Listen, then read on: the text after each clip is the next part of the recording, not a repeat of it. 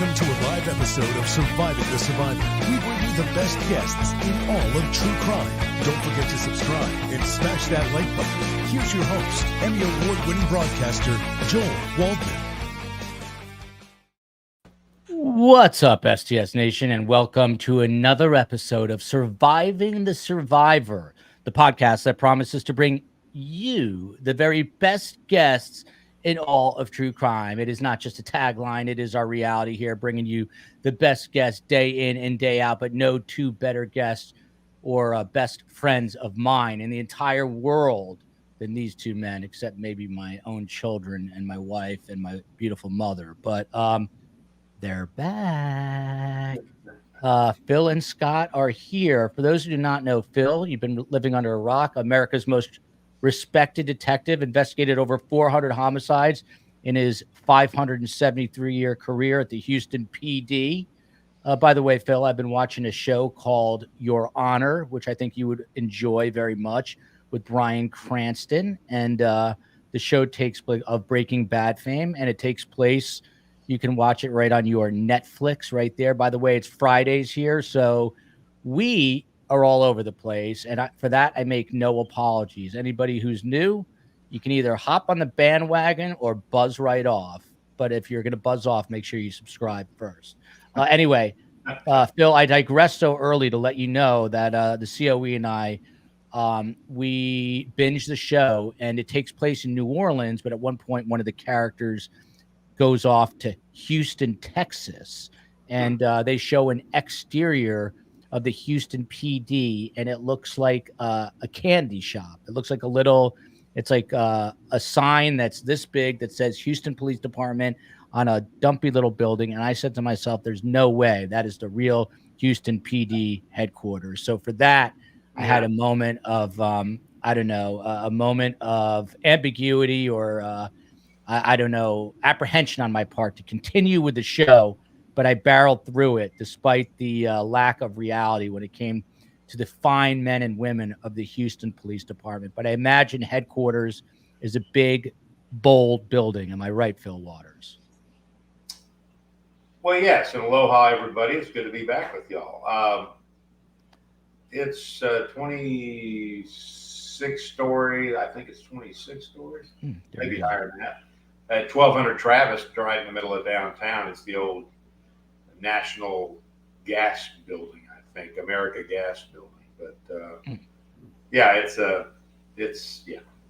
then the original police station, Central Police Station, which was the original one, at 61 Reasoner, is also a good size complex. So I had to see it. I'm sure it's probably a soundstage somewhere. But, Scott Duffy, is it me or does Phil sound a little weird today? Like, does he sound a little hollow to you? The audio's, he does sound a little distant. Yeah, a little distant. We might have to bring that mic a little closer. Well, let me, I can. While he's moving the mic forward, let me let you know that Phil is the president, founder, and chief executive officer of Kindred Spirits Investigations, the leading private investigation firm in the world. And then you've got Scott Duffy, who never afraid to wear a funky fedora. Jersey Girl is a new member here, my home state, so got to love that. Scott Duffy is a retired FBI, the supervisory agent. That means the big boss out of Wilmington, Delaware. Prior to that, a police officer and now a professor, and he usually has his professorial glasses on. Scott Duffy, you messaged me earlier in the day. I hope I'm not...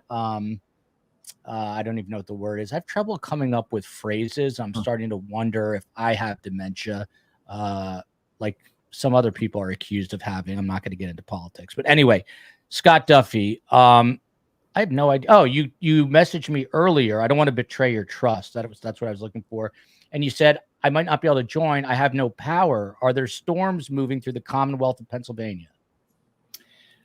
I believe through the Commonwealth, but I'm in the southern state of New Jersey. Oh, you're in Jersey. Yes. Yeah. Oh, look at that. Mm-hmm. How is the Jersey Shore? What's that? How is the Jersey Shore treating you? Oh, we got here a couple hours ago, hit by storms, and power is back on.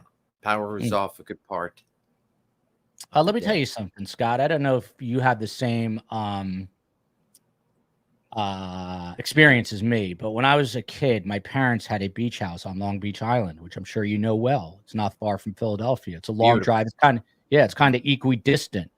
And I would remember it was a very long drive, and I was like, why the hell do we have to drive 2 hours to go to a beach? But when we would get there, when we would land, if you will, driving, there'd be a whole different aroma in the air.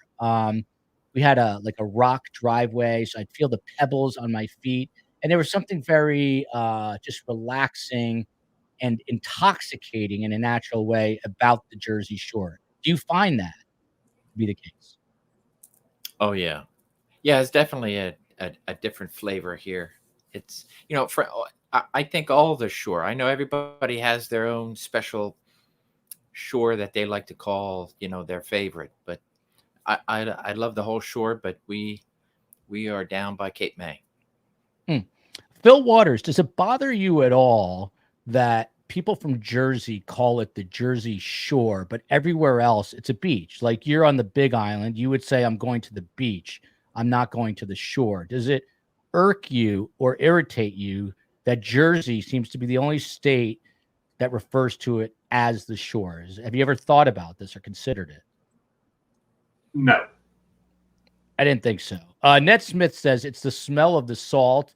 Oh my God, they're back. Missed you guys. There's about 20 people on right now, so we're a real powerhouse podcast here. But we'll grow in numbers as we talk here. I'm waiting for people to file in. It's a Friday. Scott Duffy, it's the dog days of summer. Your Philadelphia Phillies, they're still playing well. The middle of the summer, you're not teaching, you're retired law enforcement. Does it get slow for you? Do you slow down?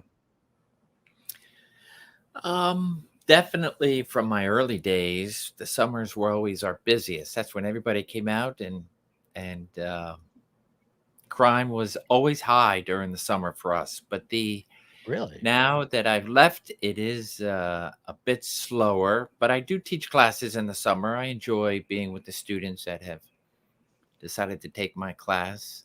Maybe they're taking it from their beach house or something, or the deserts of wherever, because those are online. So it's great to be teaching throughout the summer online. There you go. Phil, Black Widower from the Republic of Ireland. How much do you know about Irish history, Phil? I know nothing. Do you know some? Some. Yeah, well, I wouldn't even know what to ask. But anyway, Black Widower here. You see, bras off, lads. It's Friday. That should be on a shirt right there. Bras off. Phil, what do you think of the fact that Black Widower is letting loose on a Friday? It's time to chill out. The weekend is now ahead. Oh, I think that's wonderful.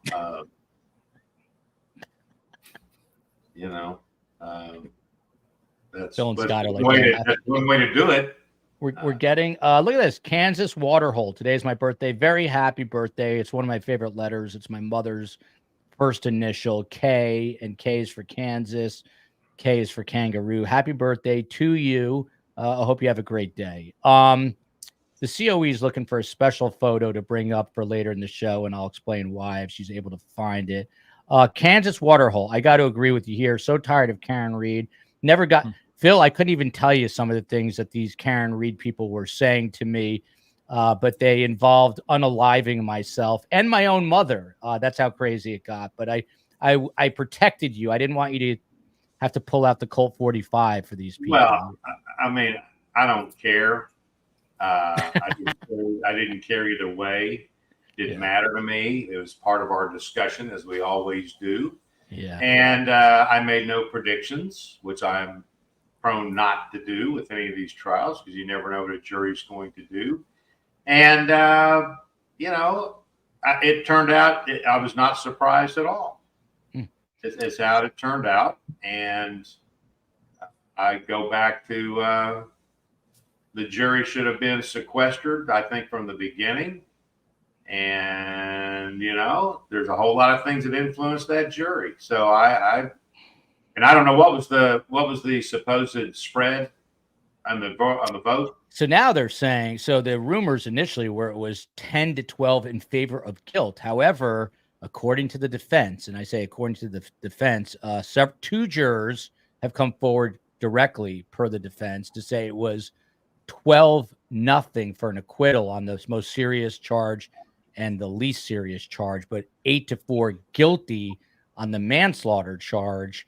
But the Commonwealth just today, by the way, we're talking Alec Baldwin today, but we're just talking about this now. But anyway, so it was 8-4 in favor of guilt. One of the interesting things here, by the way, Martha wants to know. Well, let me say something about that. Yeah. So I have said from the beginning of this thing that I believe that they overcharged her in the first place. Yeah, I agree. So the second-degree murder thing, I'm not surprised. If that's true, not surprised at all, and I could not see them ever convicting her for that, period. Yeah. The strongest case they had was the vehicular manslaughter. And I, of course, people hear what they want to hear when I say it, and that's fine. And a bunch of these people got, really got their panties in like a major freaking wad. I'm surprised they didn't pass out. But saying what I said which was for me, the evidence was leading to her. All roads were leading to her. And of course, not everybody, the ones that are so caught up in this thing and just don't see anything but what they see. Well, Phil said she's guilty. Those words never came out of my mouth. Never said that. Never predicted anything.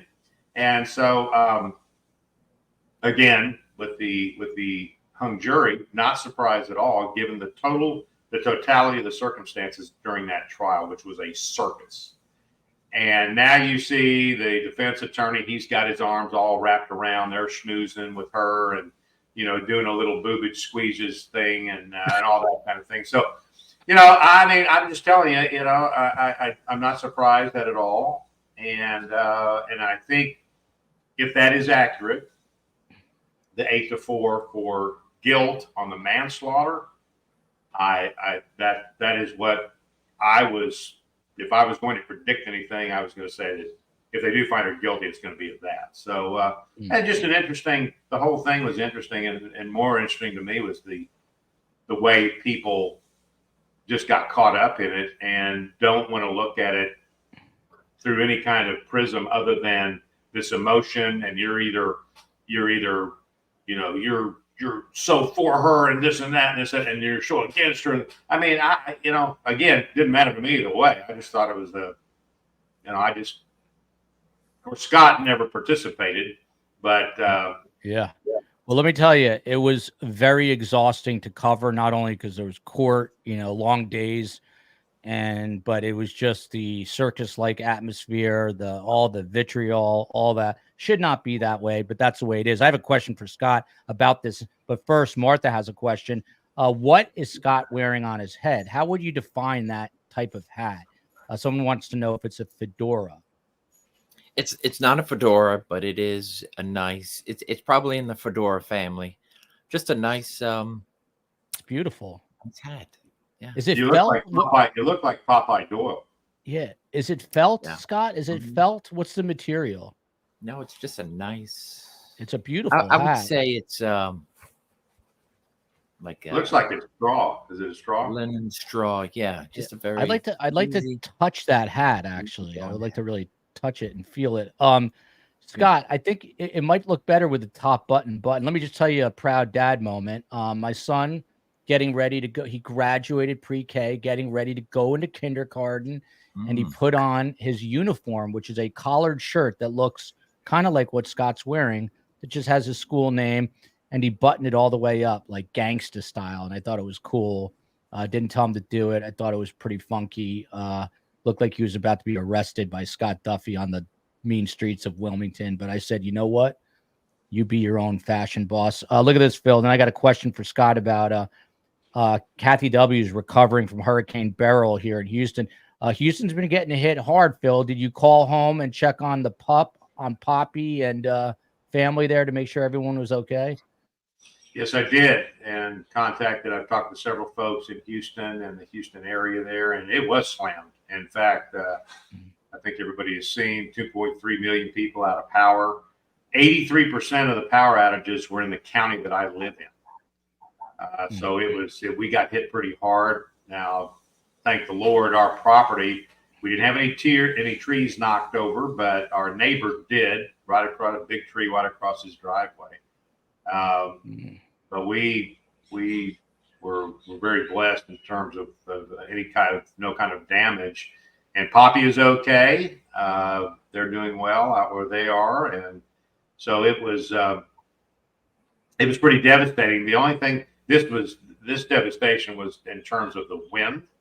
I think there were 80 to 90 mile an hour gusts, and so taking down a lot of power lines, taking trees out, and all that kind of thing. And so it was bad, and the storm is kind of it's passed by, and now it's all recovery stuff. In fact, my children, my daughter, my youngest daughter that lives in Houston, they were trying to leave the Big Island to go back, and their flights were canceled. So they got as far as San Francisco, where my oldest daughter lives, and had to hang out there for a couple of days, which was a big deal, but eventually got flights to go back into Houston because everything was shut down. I mean, there was just, in fact, my office building, there is still no power. Wow. And so it's in the Woodlands there in Montgomery County. So it's, it was bad. I mean, and there was some loss of life, of course. In fact, a Houston police officer was killed on his way to go to work in the hurricane stuff. So, travesty all around. Sorry to hear that. Hurricanes are no joke. Let me share a very quick story. I may have shared this once before, but the COE and I both worked together as reporters in Tucson, and may he rest in peace. He was actually an awesome guy. His name was Forrest Carr. He was our news director, straight out of like Central Casting, had a mustache. He was just an old time news guy, got cancer and passed away, which is horrible. But he really liked me and the COE, me more than the COE. No offense to the COE, but she would even admit that. And anyway, no one knew that we were really dating. And we thought it would be fun to take off for 4 days, since we're on the West Coast, and go to Hawaii. And we did that. And we basically snuck out and had some BS excuses. And then there was some sort of storm or something, and we couldn't get back. And that's when Forrest Carr found out that we both called out sick and were gone, and we were outed, and he was pissed, and he yelled at me, and it broke my heart. And the COE got off easy because he was tougher on males than females. And I think that's how people found out that the COE and I were dating. Anyway, Ned Smith says, my bra's in a wad on the floor. Misbelieving. These are some of my favorite people, by the way. Black Widow, Ned Smith, Tennis Girl, Lindsay Shea, Wildfire, Panties in a Wad from Misbelieving within 10. I've never heard so much talk about bras and panties on a Friday show. This is when people come in and they say, what are these guys talking about? They're not talking about true crime. Well, again, if you don't like what you're hearing, subscribe and then buzz off. Fridays are relaxed. We'll get to what we're getting to in a moment. But first, you have an FBI agent and America's most respected detective, Scott Duffy. I know you don't want to talk Karen Reed, so I'll ask you about it anyway. But one of the things that's interesting that came up, now the defense, because of what these jurors said that they were going to vote, they're trying to get a dismissal of the charges. The Commonwealth responded saying, we're taking you back to trial. It goes on and on. But one of the interesting things was I got a text message from a very intelligent attorney who's been following the case. And he says, I just don't understand. The foreperson in the Karen Reed trial is former law enforcement. And this was a whole case about, this entire case hinged on a conspiracy or cover up involving law enforcement. How would the defense allow a law enforcement officer on their jury to begin with, let alone the foreperson? The judge picks the foreperson, but why'd they let a law enforcement officer? That would be like letting you or Phil on and saying police are horrible. Why'd they allow that, Scott Duffy? What is your theory? I mean, I was on a jury, and so how long ago? Yeah. And for what? When I was a police officer, I was a jury probably in I would say my fourth or fifth year was towards the end of my patrol career before I went to the FBI.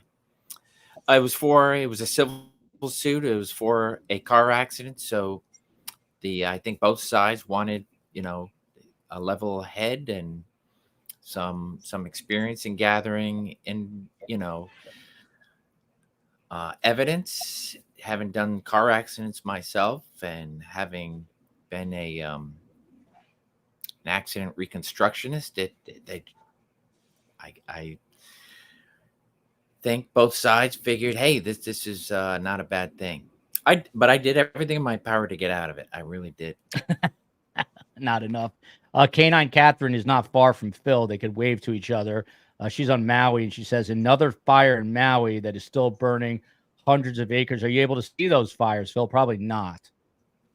No, I haven't seen anything right. Of course, the cloud cover determines what we can see coming out of Maui. But Lindsay Shea, one of them, at least, says this is why we love Fridays. There we go. Okay, so let's move on to this guy. I got to start by asking Phil Waters. He's a great actor, but your thoughts on Alec Baldwin? Forget the trial. Just your thoughts on Alec Baldwin for a moment, Phil Waters.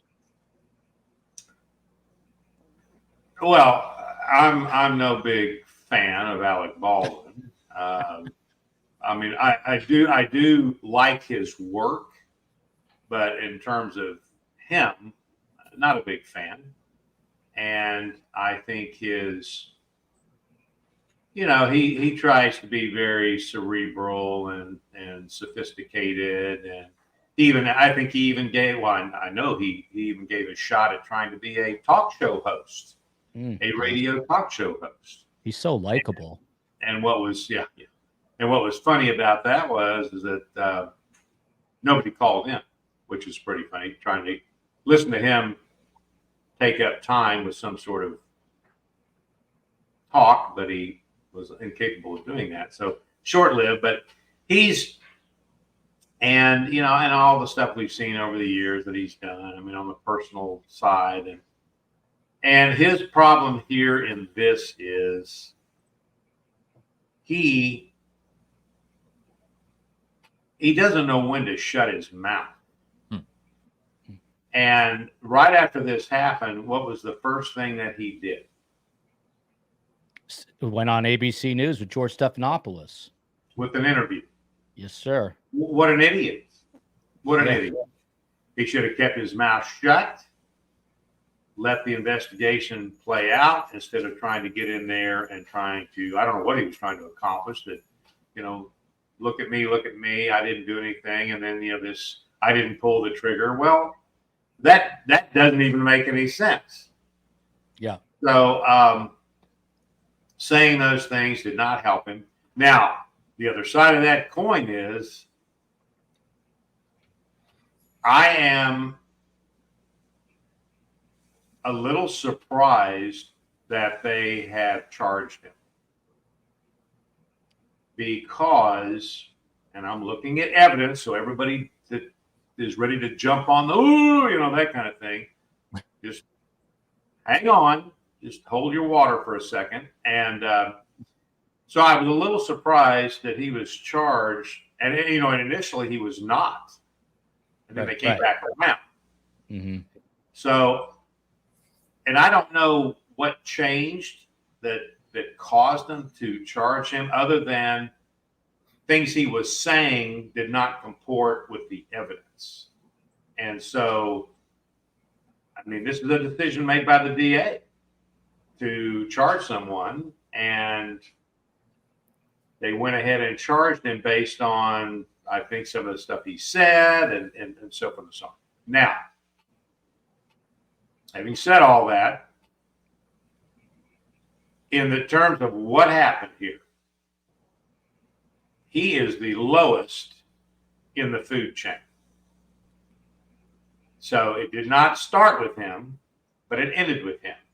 It started over here with this armorer that has been convicted and is now doing 18 months or so in prison. for the same charge, by the way, conviction for the same charge. Now, in her case, I watched a lot of that trial, and right on. She was the one that put the live ammunition in the weapon. She was the one responsible for that stuff.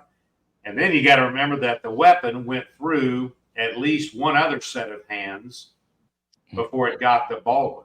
Phil, I got to interrupt you for 1 second. I put this up in the COE, took it down. This might be the greatest comment ever put forth on STS. And it says, from Black Widower, of course, I could lick Phil's eye sockets like a puppy. It's been so long.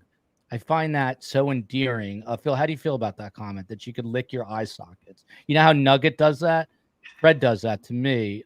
Does that make you feel grateful, thankful, a little uncomfortable?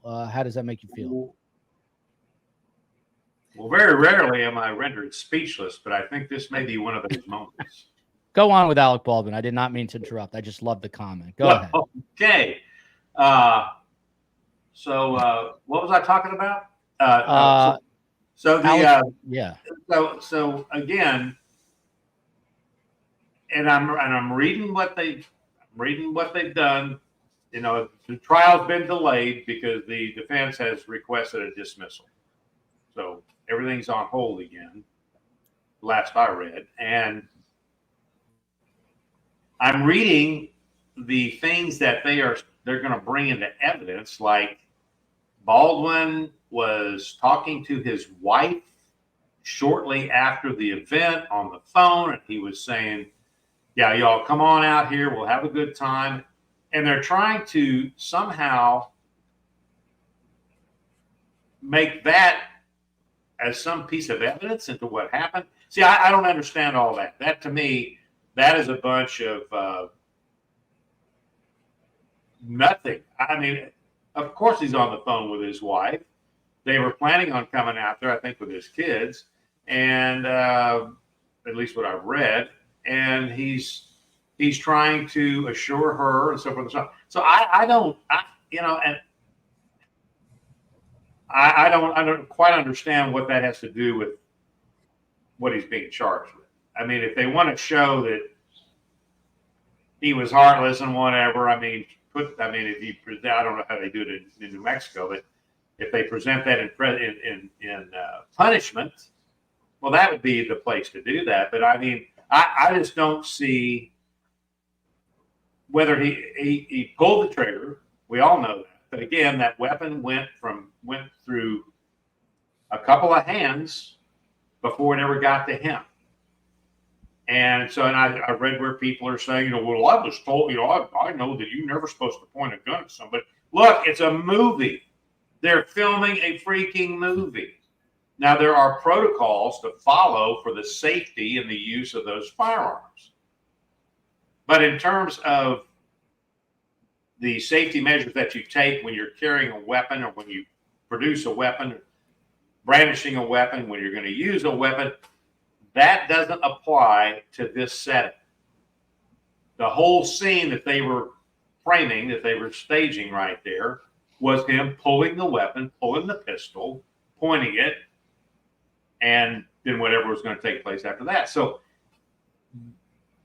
it's an unfortunate tragedy that never should have happened, but it begins with the armorer who put the live ammunition into the weapon. And so then the big question is, how does that get mixed into the prop ammo?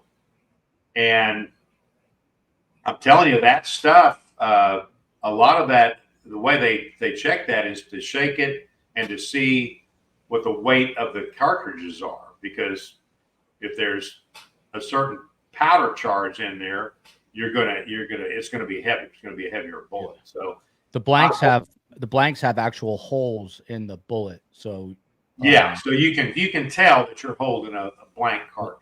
Yeah, and they rattle. And it is as you said, just a horrible tragedy. I want to get to. But I think I don't know. I think at this point I am surprised that he was charged. Period, because he's the lowest in the deal. But I think he's running his head, saying stuff He should have kept his mouth shut. I think that's part of why he's sitting there in a trial today. We have a special announcement to make that I should have done earlier, and I will do it again at the end of the show. But this Sunday, 11 a.m., for people on the East Coast, for people on the West Coast, for people in the UK, for people in Australia and Tasmania, we have Phil Markel. It is the 10 years since Dan Markel, the FSU law professor, was gunned down in his Tallahassee driveway, and his ex-mother-in-law is about to go on trial, which we will be there for in Tallahassee in September, middle of September. But this Sunday, Dan's father, he's spoken to Dateline, and I believe 2020, but literally 8-second sound bites and maybe one or two. He is sitting down with us for his first full-length interview Sunday at 11 a.m. And he's going to talk about Dan, and Carm is going to join me, and it's going to be a very special morning here at STS.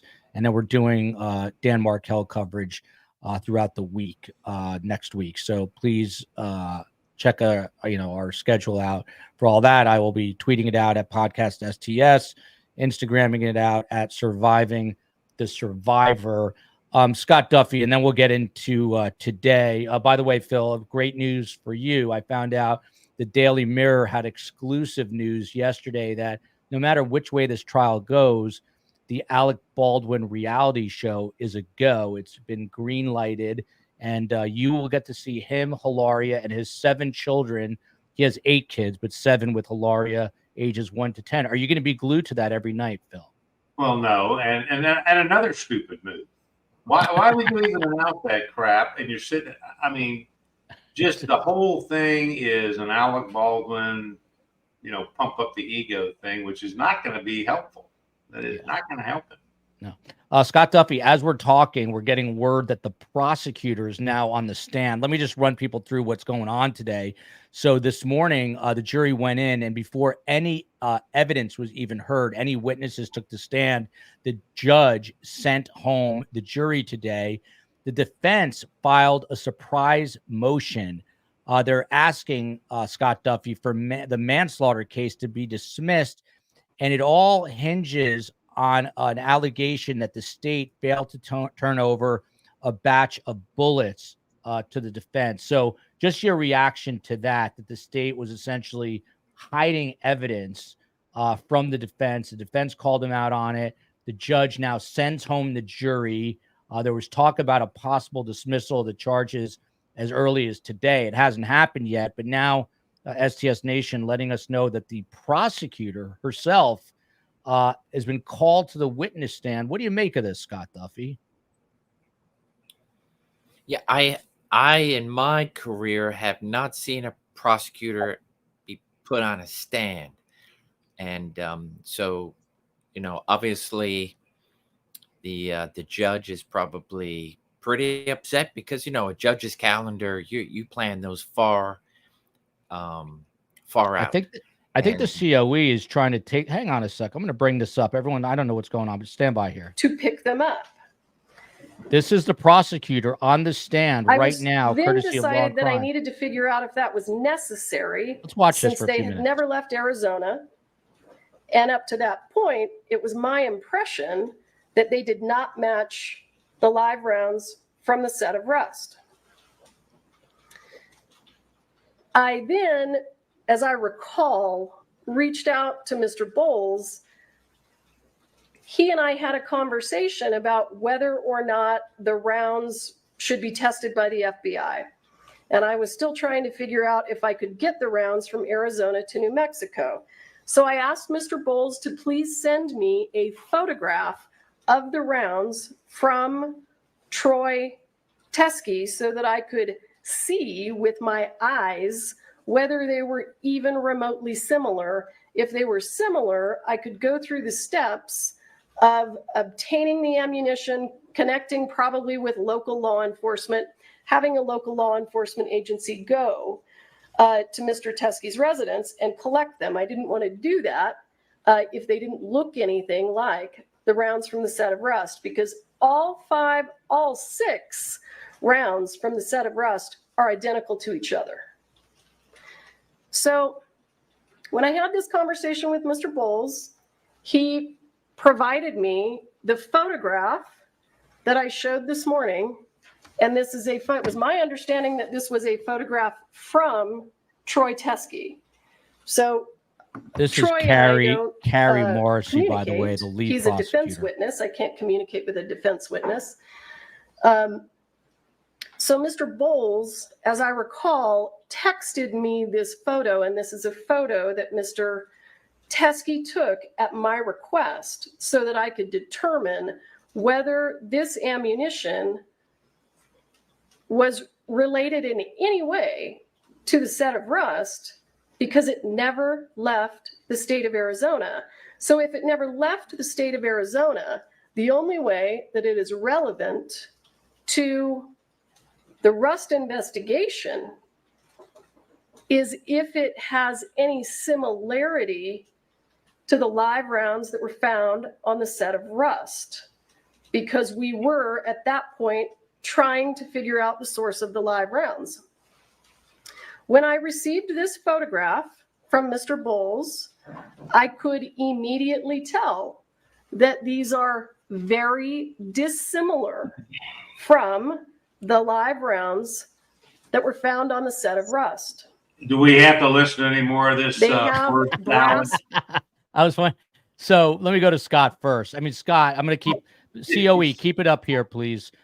Keep it up, please. But this is Scott Duffy. This is the lead prosecutor, a woman named Carrie Morrissey. Bugs, please keep it up there. Thank you. This is the lead prosecutor, now called. Again, the jury was sent home. She's called to the witness stand. Let me just take you through the bullet backstory very quickly. There's a guy, Troy Teske, who's on the stand. He's a former police officer. He turned in a batch of bullets to the Santa Fe County Sheriff's Office back in March and said that they would find they would match the fatal round. Then on Thursday, Alex Spiro, who's the defense attorney, questioned a crime scene technician about why the bullets had not been made available to the defense before the trial and accused the detectives of, quote unquote, burying the evidence. And then they filed this 7-page motion. The prosecutor, who's up there now, said, this is a wild goose chase. This has no evidentiary value whatsoever. But obviously the judge here thinks that this is important because she's got the prosecutor on the witness stand. I don't recall ever seeing this, Scott. Do you? And what do you make of this? Yeah, no, I don't recall seeing any side attorney getting up, and especially with a full courtroom. I have seen where things come up, and so it could be discussed at sidebar, and if the judge is happy with what he's heard, then it's like, okay, there's nothing to see here. Send everybody back to their seats.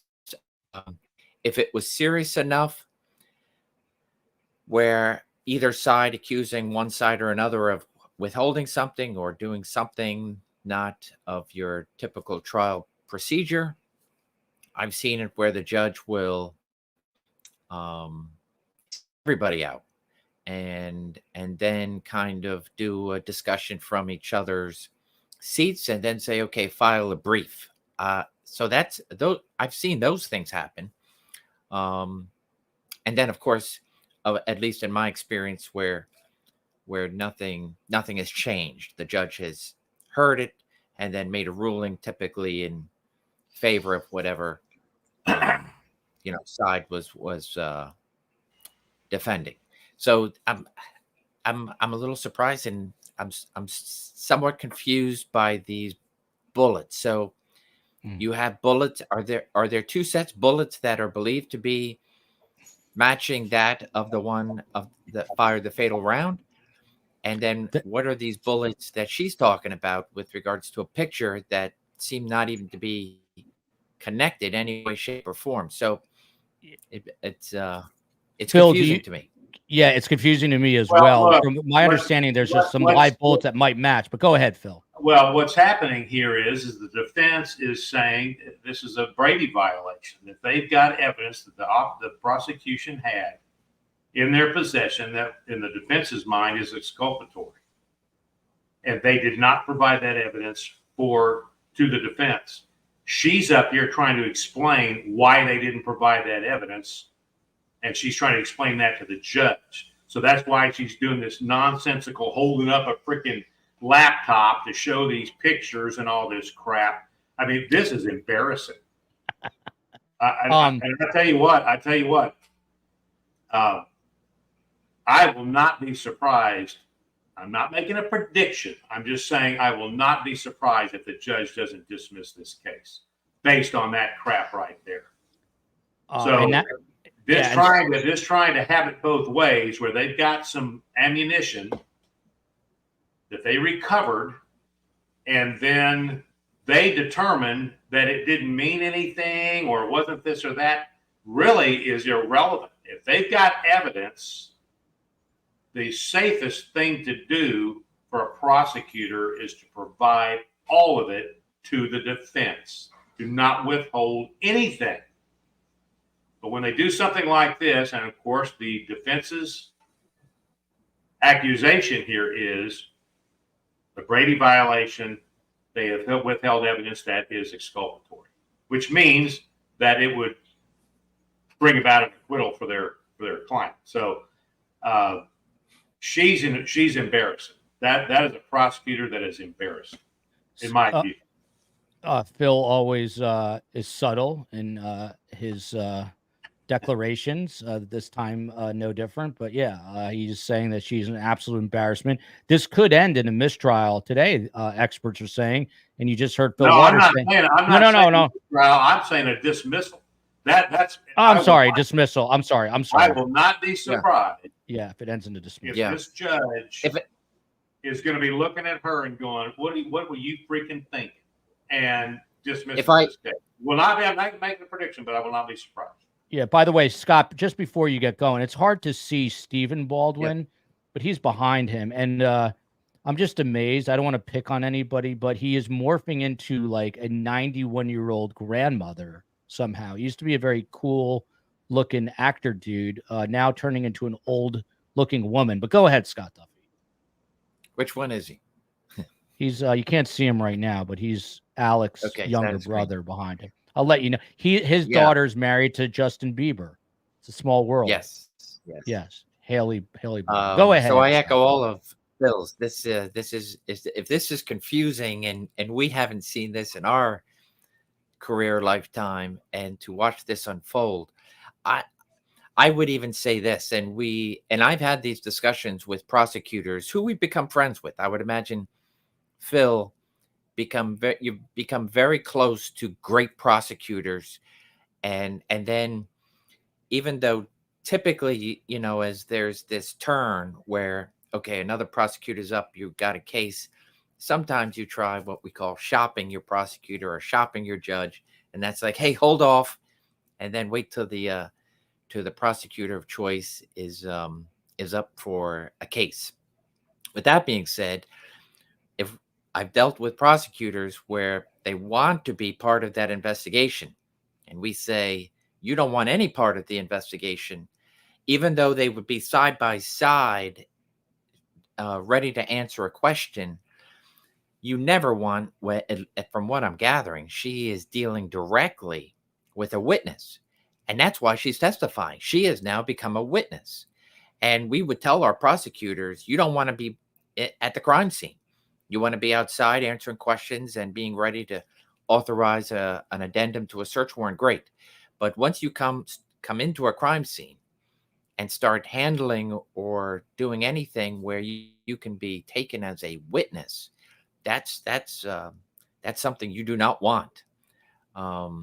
So here she is, the lead prosecutor. She is what sounds like a witness now in her own case.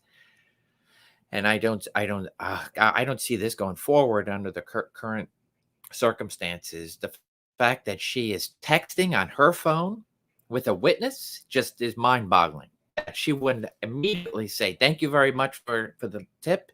However, I'm going to put you directly in touch with the detective and let it take its course. That's one thing. And then, of course, to have something to say, well, there's nothing to see here, so we won't even present it. Phil's 100% correct. You give everything. And if hey, there are things that are negative in our cases, but we can answer that. And that's why, defense attorneys say, aha, I have something here you've never tested. And like, oh, but we have an answer to that. And say, oh, okay, that makes sense. This is just, this is not good. Yeah. Phil, let's just listen for what I know you. Let's listen for like 2 more minutes, and then I'm going to ask Phil a couple of questions. During our request to review evidence in this case, I had never seen it, and I didn't realize that it wasn't under the same case number because I'm not a law enforcement officer and I don't work at the sheriff's department. But you are right. and you can see that they are Starline brass, silver 45, right? I can. And this is the best. This is evidence crazy against because now the me. defense is questioning the prosecutor. I've never seen Any this. favorable evidence you understand as a prosecutor has to be turned over to the defense, correct? I do. Any evidence that could be used as a defense to potentially be favorable has to be turned over to the defense. Absolutely. So the third Hague report that never got turned over to the defense, you understand that that's Brady evidence? I did, yes. Okay. And you also failed to turn that over in this case as well, correct? And let me Alex give you a full Spiro answer went to your Tufts question. undergrad, Harvard Law. This guy. When the second Hague report came in, and I provided all of this to the defense, I sent it to the person who is managing the discovery server and asked them to upload it. It This wasn't is until I fascinating. Let's watch this for a during couple minutes. pretrial Digging that interviews hole. You're witnessing. that it You're wasn't witnessing there, history here, that there was everyone. a problem Alec with it. Baldwin trial. So the defense I then questioning the attempted to prosecution figure out what the problem during the was, trial. The jurors and it are was not there for indicated this. to me Stand by and that watch. Get it your popcorn. appeared that the former paralegal who was Oh working for my the special gosh. prosecutor had removed it. So we then immediately provided it. Then during the pretrial interview of Mr. Hague, it was brought to my attention that the defense did not have the August 31st report that indicated that the gun functioned fine, perfectly fine. And that was provided immediately. I went back, I checked my email, I could see that I received it from Mr. Hague and failed to forward it on to be uploaded. And I provided it as soon as I was aware that you did not have it. The fact that nobody at the Hannah Gutierrez retrial cross-examined Mr. Hague about the report didn't clue you into the fact that nobody had the report? Actually, it didn't, and I'd like to address that. The reason that it didn't clue me in is That was an because ass fight. Hannah Gutierrez's Phil, bring us in with your detective skills here. What is her demeanor? You're the man who studies this for a living. Is she lying? She looks red as a beet to me. What do you see, Phil? I don't think she's being deceptive. She's trying to dig herself out of a hole that she put herself in, and now she's looking up to see bottom. This trying to equivocate about the paralegal and this. I'm just telling you, you are watching this case collapse on itself. Let's keep watching. This is history. You're here with Scott Duffy, former FBI, retired. And to add to that, just to watch her demeanor, so you couldn't see it actually occurring, but there was one point there where she's in the middle of answering this question, and he's asking her another question, where she's asked what we call ass wiping. So she's down there, she's moving that butt around because whatever that question was, she's about to come out with something that's not going to be the clear truth. And her demeanor here, the head movements, she's the facial expressions, she's leaning forward, trying to be engaged. There's no telling what's going on below the table with her hands, with her feet, and it's pretty amazing. She finds herself in a situation I'm sure she never thought she'd be in. Yeah, this is, by the way, this is courtesy of Law and Crime. Let's play it out for a few more minutes. This is really interesting, and then we'll get Scott's take, and then we'll move on from here in a little bit. Unless you guys want to keep watching, let us know in the comments. reason to believe, and still have no reason to believe, that those rounds have anything to do with these cases. As I asked you about Mr. Hague yesterday when Ms. Popple testified, you would agree with me that her testimony under oath was false. What part of her testimony was false? And I'll answer. That she said that these rounds don't look anything like the rounds on the set when you elicited that testimony. I agree with you, and I didn't realize that there were rounds that looked like that. It's okay. In any event, when the court, and you never tested those rounds either, correct? Any of the rounds that came from Mr. Teskey? No, because they came in just a few months ago. And the court asked you actually one question. She's the best defense witness that Alec Baldwin what's interesting to me, to be quite honest, is that yesterday you didn't even want to do a written reply. You wanted to just give an oral response. And what you said to the court was, I never saw these, I've never seen these, and I never saw the report. I have absolutely never seen these until this morning. Do you remember saying that to the court? With regard to the 3 Starline brass, with regard to the 3 cartridges that appeared to be similar to rust, yes. The people are saying they want to watch. Let's watch for a little bit. Well, but you said also, I never saw the report, right? I never did. Right, but don't you think, given your duty of candor to this court, that that's awfully misleading to not tell the court at that point that you knew about this when it occurred long ago? That I knew about what? You knew that Mr. Teskey had turned in this evidence, that you knew that the report would have existed because you just told this court that the doc report was okayed by you. Sure. Don't you think it was misleading to this court to not just say at that point, you know, just so you know, I know about this. I knew about this then. I was involved. I did not intend to mislead the court. My understanding of what was dropped off at the sheriff's department Here we go. is on this computer screen, and it looks absolutely I mean, nothing Scott Duffy, like the live how does rounds this from go on? I'll Souza. mute for a second. How do they continue this? I mean, this is just an abomination. You literally, we're watching Alec Baldwin's defense attorney question the prosecutor in this case, the lead prosecutor, about evidence that she allegedly hid. How can they move forward, Scott Duffy? Yeah, at this, you know, I don't like making predictions either. This is something I've never seen or experienced, and just watching aneurysm, she is. I cannot see this not going by way of a mistrial. This is, this is going to end, I think, This very afternoon? shortly. Yeah, let's keep watching here. STS Nation, Phil, as much as you're averse to it, is asking to watch. Let's watch for a little while. To what witness? Let's not turn Did this you into call him an court. arrogant prick during the witness interview? Phil, if you need to walk Nugget, we'll understand, but let's watch for a few minutes. Without knowing what you're talking about? All I can tell you is that I can't respond if I don't know what you're talking about. And you said also to witnesses that you would teach him a lesson. I never said to witnesses that I would teach him a lesson. Absolutely not. In fact, Mr. Spiro, I want to give a full response to your question. Oh, there's another I asshole. made every effort in this case to resolve this And Phil, what case about with we'll your talk client as they're in a talking, I very guess. How about that favorable in case for something him. happens? All right, But I'm gonna move Phil, to what strike. This about is not this, a that they need to release It is Ana responsible. Gutierrez too? She's the and it's not- armor and it's not that's sitting in a so I- prison right now for 18 months. If this was I- kept from I want to her say, defense, I have no what recollection happens with her of calling case? him any of those names. Well, it may I have cost invited something, the but defendant. again, the armorer, the evidence led to her. She's the one that had responsibility. She's the one that loaded the weapons. She's the one that provided the weapons. She's the one that got the ammo. Hold on, I she's mean- off the stand now. Let's see what the judge says here. Argument, let's not, 15 minutes aside sufficient? I don't even think that is necessary, frankly. Do you wanna make argument? Further argument. All right. don't think either side needs further argument. She just offered 15 minutes for more arguments, right. and defense said doesn't even need it.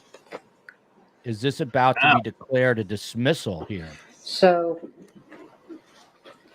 dismissal with prejudice is a very extreme sanction.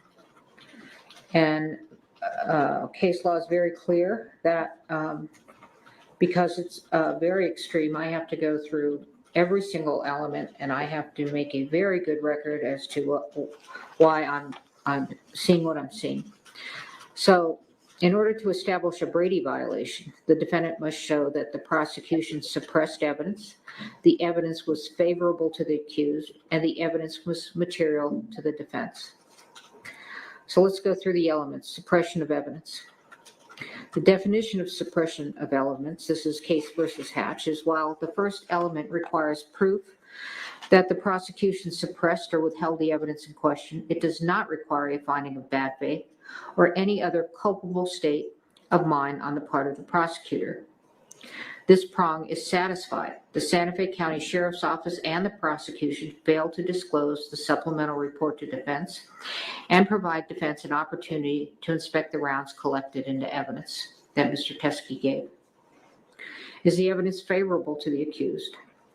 The second Brady element is whether the suppressed evidence was favorable to the accused, either as impeachment or exculpatory evidence. This prong is satisfied. The suppressed evidence is favorable to the accused. It is impeachment evidence, has even been offered in this trial as impeachment evidence, and is potentially exculpatory to the defense. Critically, the exculpatory value cannot be analyzed at such a late juncture because of the non-disclosure. Is the evidence material? While post-trial discovery of evidence under Brady requires a reasonable probability that the result of the proceeding would have been different, discovery of evidence during trial requires an evaluation of whether the late tender has impeded the effective use of evidence in such a way that it impacts the fundamental fairness of the proceedings, and that is State versus Huerta Castro.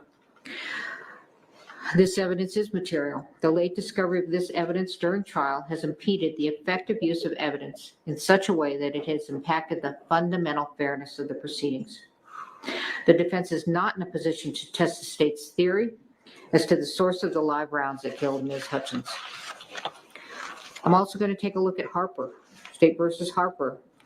The assessment of sanctions depends upon the extent of the government's culpability, weighed against the amount of prejudice to the state. Quoting Chenard. Let's go through culpability. Our case law generally provides that the refusal to comply with a district court's discovery order only rises to the level of exclusion or dismissal where the state's conduct is especially culpable, such as where evidence is unilaterally withheld by the state in bad faith, or all access to the evidence is precluded by state intransigence. The state is highly culpable for its failure to provide this discovery to the defendant. The state unilaterally withheld the supplemental report.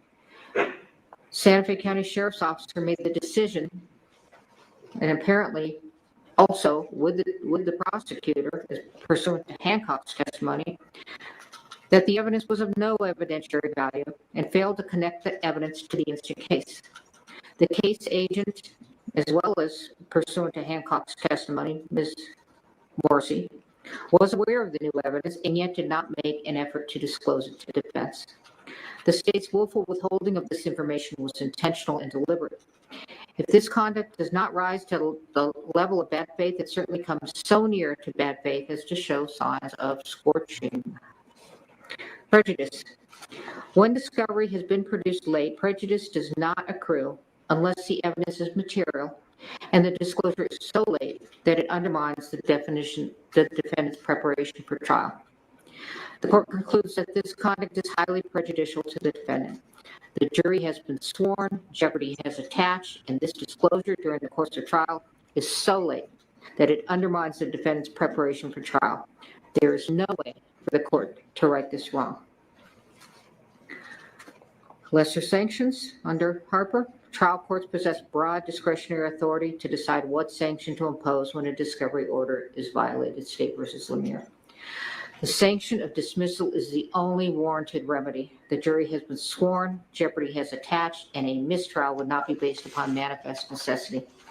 Further, the sanction of dismissal is warranted in this case. The state has repeatedly made representations to defense and to the court that they were compliant with all their discovery obligations. Despite their repeated representations, they have continued to fail to disclose critical evidence to the defendant. Brady and Harper are satisfied. Dismissal with prejudice is warranted. Court also has power, inherent power. Per State versus Lemire, where discovery violations inject needless delay into the proceedings, courts may impose meaningful sanctions to effectuate their inherent power and promote efficient judicial administration. The state's discovery violation has injected a needless, incurable delay into the instant jury trial. Dismissal with prejudice is warranted to ensure the integrity of the judicial system and the efficient administration of justice. The motion to dismiss with prejudice is granted.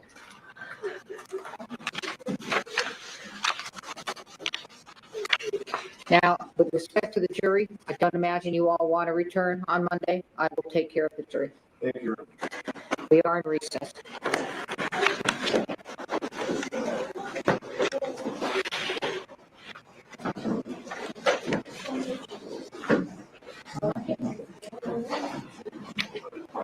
I'm going to.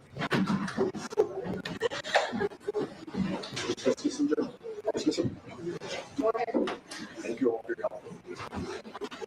Stay okay.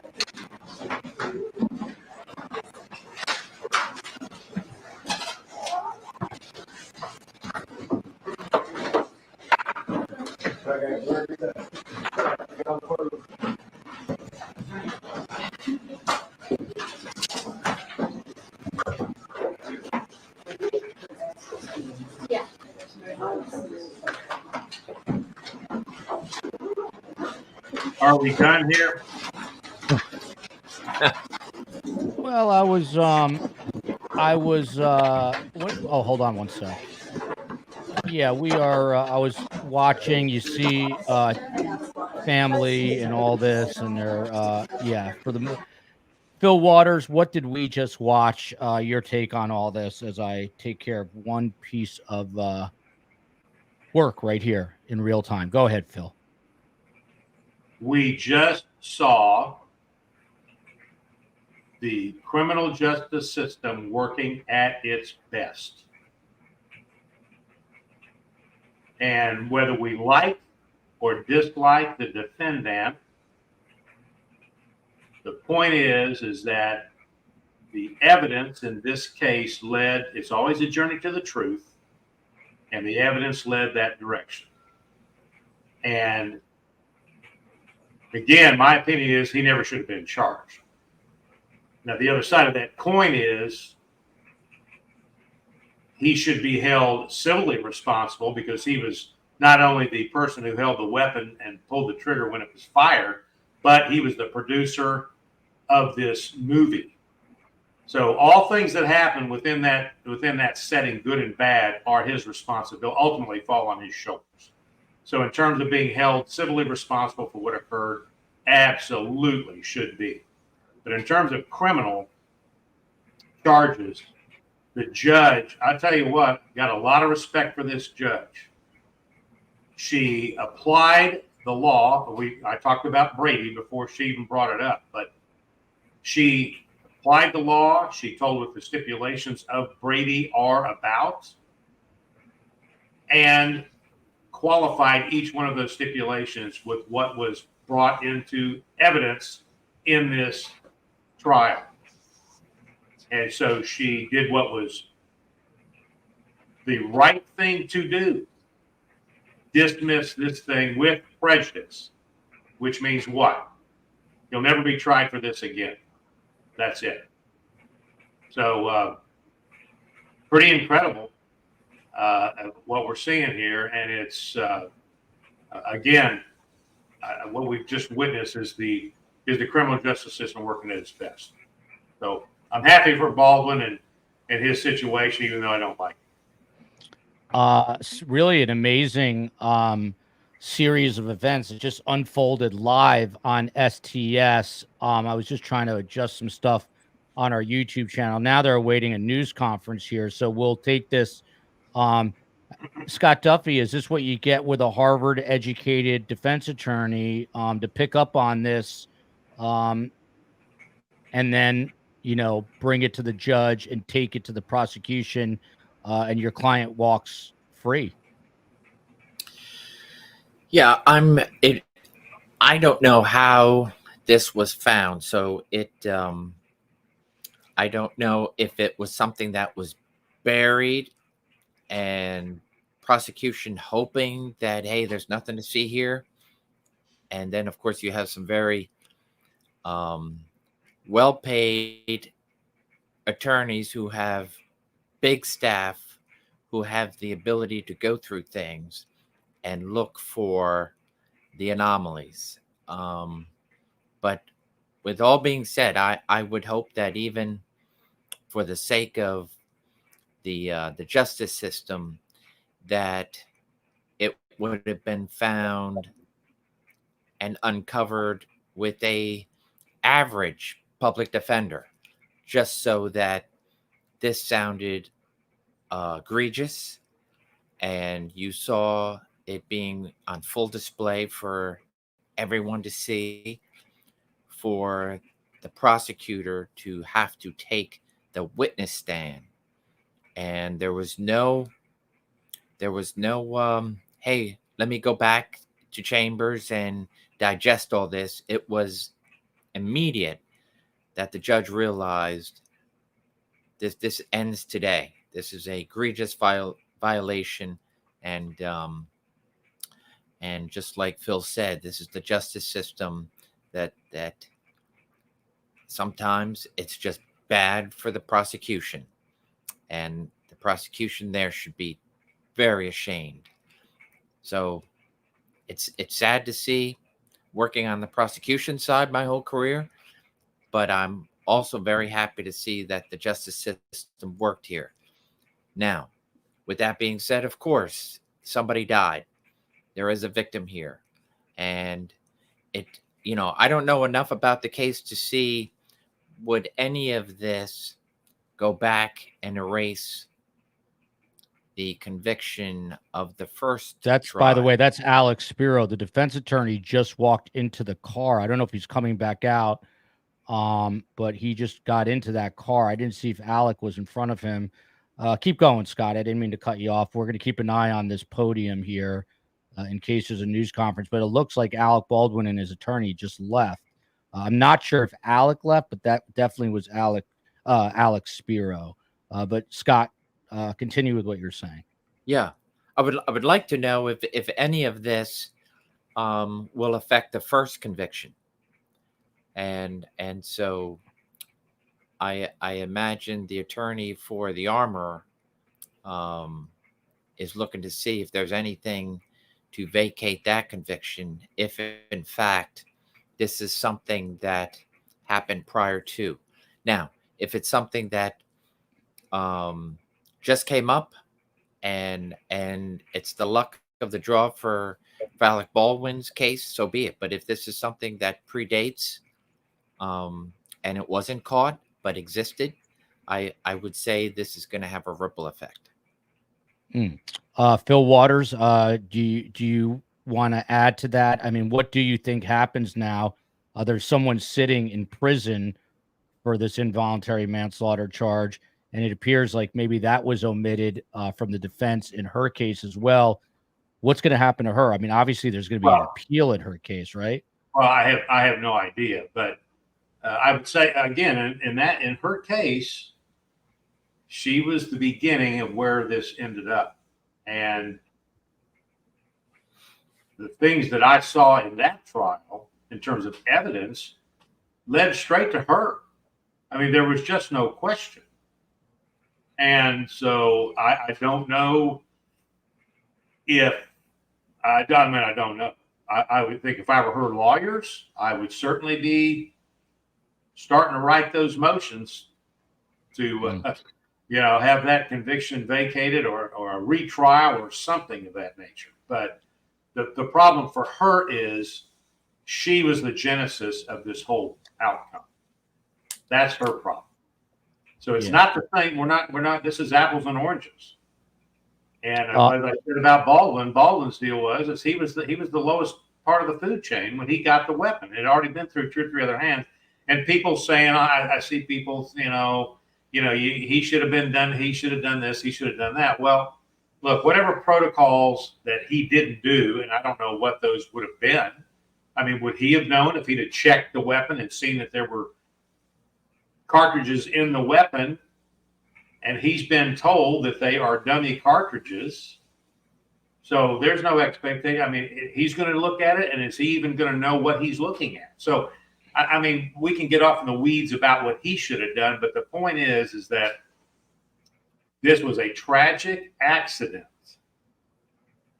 And his part in this thing was, again, so far down the line that I was surprised. And remember, I've said it before, I've said it already. He was not charged initially, or they were going to charge him, and they decided not to charge him, and they turned right back around and charged him. So I just wonder if this prosecutor, who I'm not impressed with at all, wasn't impressed with her then, has gotten caught up in the notoriety of the defendant and is trying to get some face time out of this thing. I mean, I don't know. I don't know. But I would say this, based on her incoherent testimony that we've seen today, I'm not saying that necessarily she should be fired, but she should certainly be demoted out of the trial bureau and sent to some administrative job within that office. That's my opinion.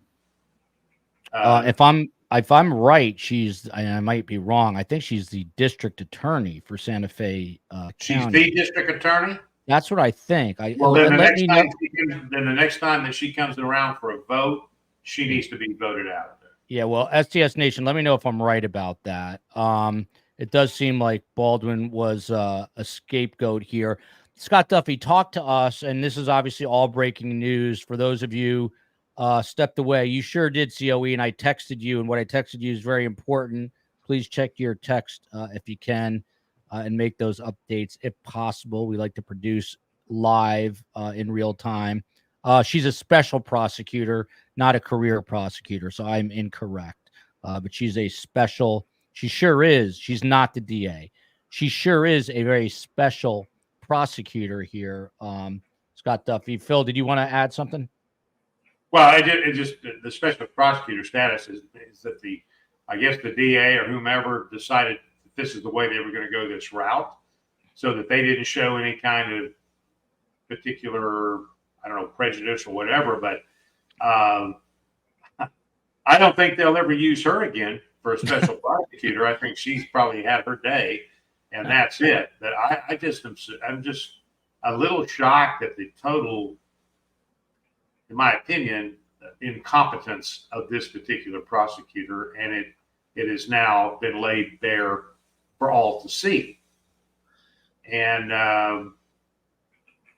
so we'll just see what the repercussions are. And I've seen some people saying, well, there's no justice here and this and that. Look,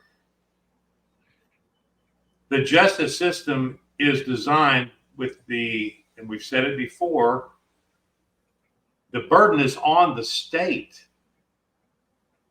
The defendant and the defense, they don't have to prove anything. There is a presumption of innocence entering into this. And I just think there was some tunnel vision involved in this to continue to pursue prosecuting Baldwin. Now, in terms of, I guess what they're talking about is justice for the young woman that was killed. Look, justice takes many forms. And there's nothing that's going to happen that's going to bring this young woman back. That's the reality here. But that doesn't mean we go out and we try to make up the difference by wrongfully prosecuting someone and possibly convicting them. That's not justice. That's not justice for the victim. So, look, as I've said all along, when in any investigation I got involved in, I entered it objectively. I entered it with an open mind. I let the evidence lead me where I need to be. I don't take it in a direction I want it to go. I think that's what happened in this case, that the evidence was taken in a direction that this prosecutor wanted it to go. And it is always a journey for the truth, regardless of what that truth reveals, the good, bad, and the ugly. And in this case, that's what's happened here. Now, I think in terms of I think that there may have already been a settlement between Baldwin and the family. I don't know that for a fact, but I think there may be. But if not, then they can go after him, go after the production, go after the production company, go after everything, every entity that had anything to do with the production of that movie, and go after them civilly. And the money is not going to assuage any of the or minimize any of the loss, but it is in itself a form of justice. And look, the balance here has always been, and I would tell people this in the room, that there's a balance here of justice and mercy. If justice is what we deserve, mercy is what we need. And I think what we saw today, based on the evidence and what the judge saw in the evidence and applied the law properly, what we saw was that balance. So there's been the justice that was deserved here for the family has been served in one way with the prosecution and conviction of the armorer, but going after another pound of flesh, I know people are going to get upset with me, but I'm just telling you that today was justice in terms of the way the system works. And then you have the other side of it, which is mercy. And that's what was shown today for Alec Baldwin. And it doesn't make any difference that it's Alec Baldwin. The right thing happened today in this case, no matter who was involved in it, in my opinion. Very eloquently stated by Phil Waters, a once a Marine, always a Marine, and a retired homicide detective, saying that you just saw justice play out here. Scott Duffy, to you from Lee Dundee. I think there may be civil trials pending. There are going to certainly be more civil lawsuits. How would this, and by the way, we're just waiting on this press conference. We don't even know if there's going to be one. This is the Associated Press, but we will stand by. If we get a press conference, we're going to bring it to you. This is kind of historic for those of you who are just joining. AP has taken their mic away, which leads me to believe that there might not be a press conference. And we saw Alex Spiro and I believe Alec Baldwin leave in their black SUV. I don't know if I didn't see Alec Baldwin. I just saw the defense attorney leave. But Scott Duffy, what about the impact of this on civil trials? It was really wild to watch this play out live. Go ahead, Scott. Yeah, I mean, any trial can affect another trial if there's a connection. So whoever testifies has to testify truthfully and honestly, and those transcripts could be used to impeach if a witness testifies in a civil trial or another criminal trial of a similar nature.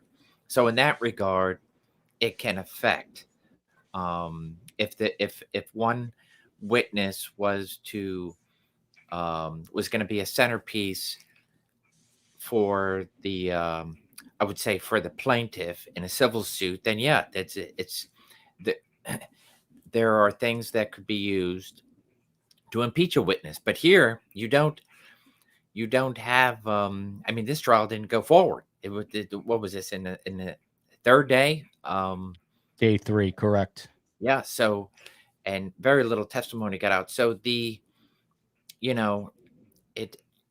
I don't see it affecting in the sense that if you have, for example, a civil suit that I would agree, Phil. I think I recall hearing that there long ago and shortly after there was some civil remedy resolution and agreement between both sides.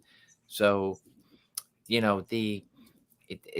I don't see any civil case being affected in the sense that this trial was stopped pretty early. So any witness, you're definitely not going to have that prosecutor involved in any way, shape, or form with anything that may go forward. She's absolutely done with any part of this case. So that may put the brakes on anything else. But I Yes, the short answer is yes. It can affect it in the sense of impeaching a witness to say you said this one way, but not another, or the same way in a different trial.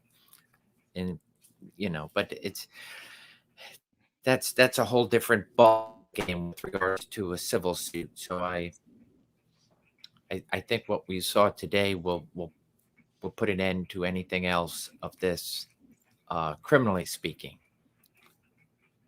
Ben Mannion here with an interesting comment. Alec Baldwin should not speak on this again. It would serve him well for his attorney to advise him as such. He's an A-list Hollywood celebrity. I'm sure his attorney is going to say don't talk, but ABC News, I can assure you, is already calling his publicist, as is NBC and CBS, trying to get the first interview. If Alec was smart, he would come here, but he likely won't. Bill Waters, let me ask you a big question here. You said we're watching justice play out, but we're looking at an A-list celebrity with very deep pockets who hired an attorney who graduated from Harvard Law. What if this was an indigent person with a public defender? Do you think they would have had the same outcome as Alex Spiro defending Alec Baldwin? Well, I mean, we're going to speculate. I would just say, well, there's no doubt that money buys better defense. I mean, that's just the way the world works. However, don't minimize the efforts that public defenders make, and the education and the savvy that they have. I work now with criminal defense attorneys who do take on indigent cases, people that can't afford an attorney. And I tell you what, they are some of the smartest in terms of their passion for making sure that justice is served as anybody that's gone to Harvard Law. So this is a good attorney, a great attorney. And I don't know, the fact that he went to Harvard Law would have made him any less great. I mean, he could have gone to South Texas Law in Houston, which is a very, very good law school. He could have gone to UT, University of Texas. He could have gone, there's a whole host of law schools around the country that he could have gone to. My sense is about him, he's a good attorney, period. Where he started at, going to Harvard Law, was just part of the process. But he's one of these people, at least my impression of him is, that this is what he was suited to be. And he's smart. And when they discovered this Brady violation, he was on it. The media is on somebody right now. We're going to bring it to you if Law and Crime can get a camera. That looks like her. Is that her? At the top of her head? We are going to listen in and try to figure this out. Okay, sorry. Hope that's all right. No, they had already speak. Okay. That is her. That is the prosecutor. Brian didn't know about it. I'm actually going to and then I find out I'm interviewing Sasha. Yeah, it's our last minute. She's live on air right now. They took her live. I believe that We're hearing ambient sound from Law and Crime here. Credit goes courtesy to Law and Crime. Yep. Let's watch this for a moment. Do you feel you let the Hutchins family down? I didn't know that. Okay, that doesn't deserve a And the vote. judge didn't want to put a robe on, so I could just do it that. You still believe Mr. Baldwin was guilty? No, shouldn't. That has never been a decision for me. That has always been a decision for the jury. Did you let the Hutchins family down? No, we didn't. We did everything humanly possible to bring justice to Halyna and to her family, and we're proud of the work that we did.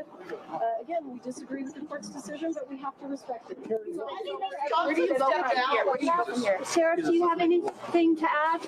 I don't. What if Ms. Johnson stepped down? Also, and I agree with the prosecutor. All right, thank you, sir. And Jared here as well. He says that he respects the court's decision. That's a long.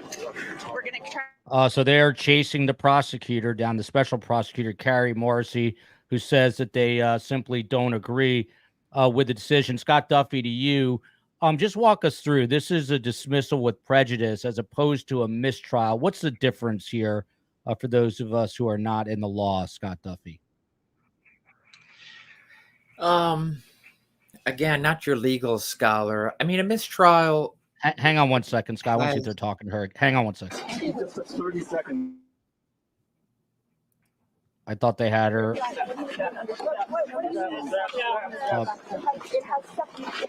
This is why people hate the media, but this is their job. They're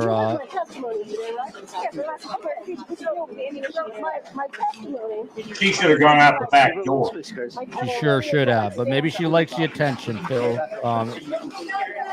And that may be her problem throughout the whole. Looks like she's trying to get to the back doorway now. All right, they're letting her walk out there at this point. But Scott Duffy, dismissal with prejudice as opposed to a mistrial. Lay it out for us. What is the deal here? It sounds like quote unquote double jeopardy attaches, and he's not going to be tried again. He's a free man now.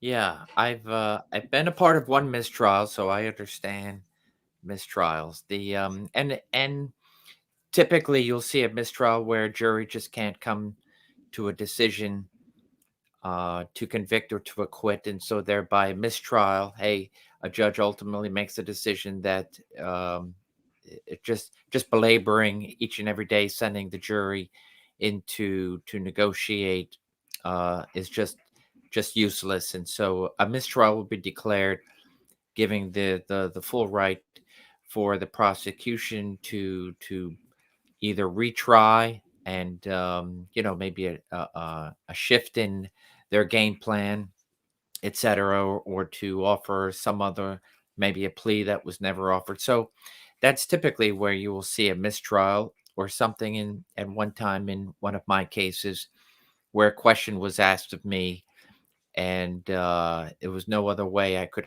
answer that question. And once I started down a road, I knew it. It was just something. I either stay silent and wait for somebody to say, speak up.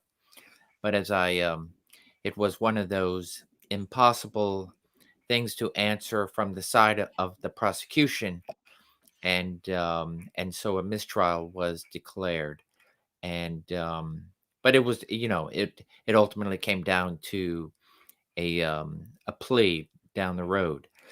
So here, this, first of all, never seeing a prosecutor ever on a witness stand, Questioned by the defense.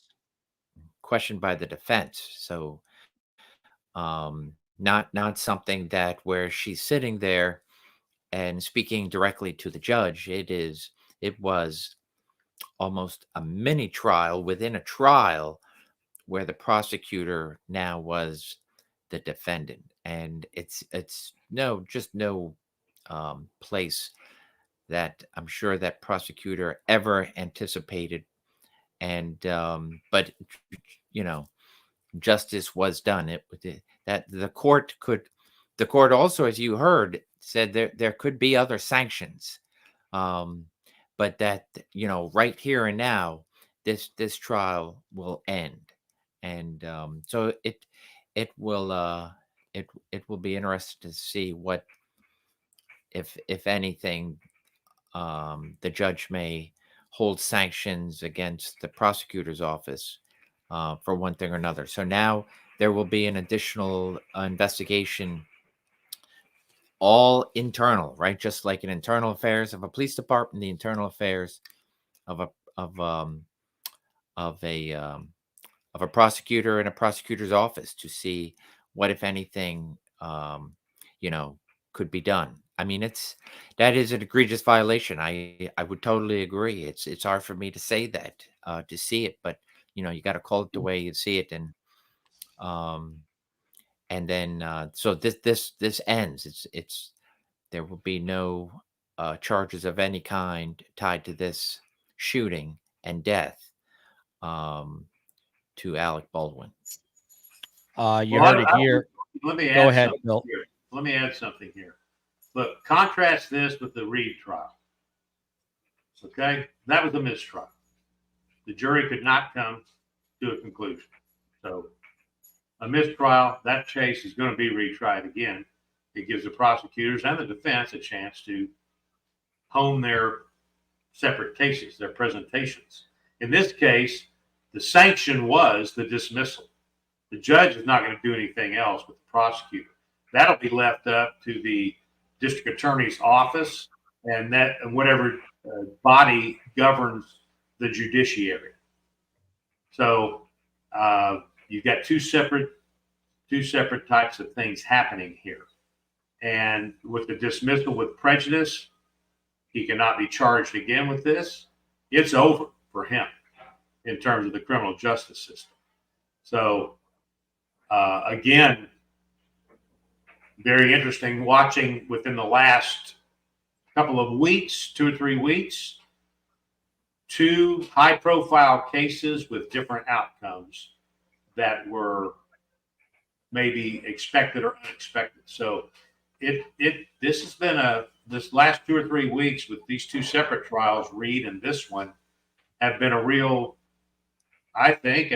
education for those people who are witnessing the system work. Yeah, and if I can also add, this has a ripple effect not only within Santa Fe and the courtroom and any criminal case or civil case there. This has a ripple effect in the justice system, period.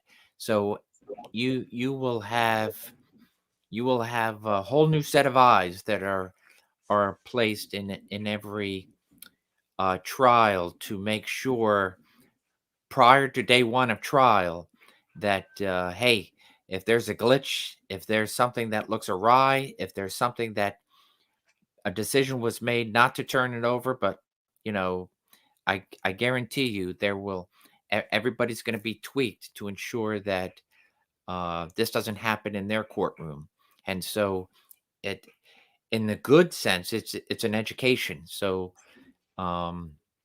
prosecutors and prosecutor's office will ensure, hey, we do not want that, because it is the justice system working, but at the same time it is embarrassment for prosecution, and I would imagine we would not want to see this repeated, whether it be neglect, whether it be something fell through the cracks, or something more serious where it was withheld, that will be decided. But I can guarantee you the ripple effect will be prosecutors across the nation will be ensuring that every I is dotted and every T is crossed to ensure that this is not going to be repeated. Yeah, and for those just joining, the judge in Santa Fe, New Mexico, presiding over the Alec Baldwin trial, has dismissed the case with prejudice. It is with double jeopardy attaching. Therefore, as you just heard our guest say, Alec Baldwin cannot be retried. He walks out of that courtroom in Santa Fe, New Mexico, a free man, free of these charges, never to be tried for this again. To Phil Waters, we'll continue with this for a few more minutes. Is this ground? 2 questions here. Is this grounds for disbarment or suspension of the special prosecutor, Phil? Followed by this question, coupled together: can Alec Baldwin now sue New Mexico, the state, for trying to prosecute him? I know prosecutors have immunity, but what about the fact that there were, allegedly hiding evidence? Does that change the playing field? Well, that I'm not going to. I mean, that's pure speculation, and I'm not one to give into that. But I would imagine that there will be, again, whatever entity serves to have the oversight over the judiciary and prosecutors in the state of New Mexico, I would think are going to, based on this, are going to have an investigation on her, and whatever sanctions they determine will apply if they determine there are sanctions that need to be made. So I think we let that play out. I don't like to predict outcomes and that kind of thing when I don't have enough information to really talk about that. So I think she has put herself, and I, people are going to use the term she's corrupt and this and that. I don't. Corruption to me is a pretty harsh word, and it has a different meaning for me than I think it does maybe for most people, and probably a different meaning for Scott than most people. So what I saw here was incompetence. I saw this special prosecutor who looked at a piece of evidence and made a really bad decision on what to do with it. And she may have, I don't know what was in her head or her heart when she made that decision. She may have been looking at it and go, oh crap, this is not going to be good for us. Therefore, I'm going to try to explain it away, and I'm not going to give it to the defense. That was stupid. If it was contrived, if she thought about this and made that decision based on what she thought might happen, then that is the most egregious. And she should be, in my opinion, if that's what happened, she should be disbarred. If that's not what happened, if she just made a really bad prosecutorial decision based on what she thought was either minimum impact or no impact regarding this piece of evidence on the case, which is pretty much what she was saying on the stand, that she didn't think it affected anything. It didn't. Well, the problem with that is when you don't give it to the defense and you hold on to it like she did, it immediately is going to affect the outcome if you have an attorney on the defense side who recognizes that something happened to this piece of evidence. And I guarantee you, no matter what that evidence would have been, the attorney getting up and saying that the prosecution withheld it from us in a Brady violation and it was exculpatory in nature,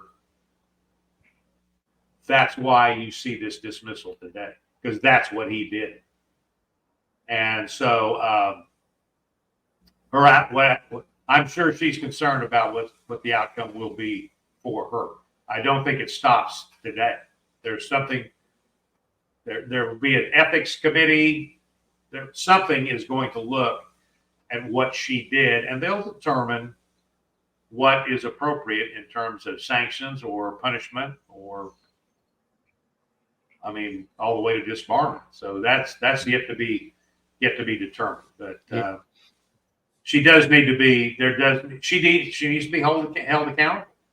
She needs to be held accountable for what happened in that courtroom today. Yeah, and this is an interesting comment. This is a super chat. New Mexico, Katie here.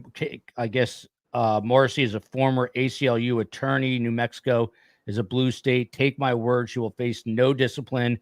This was incompetence, as she never was a prosecutor. Take what I say to the bank. We'll take it to the bank, and we'll either take your money or give you a refund, depending on whether you're right or wrong. Phil shaking his head in agreement. Well, that's possible. I've seen it in Harris County.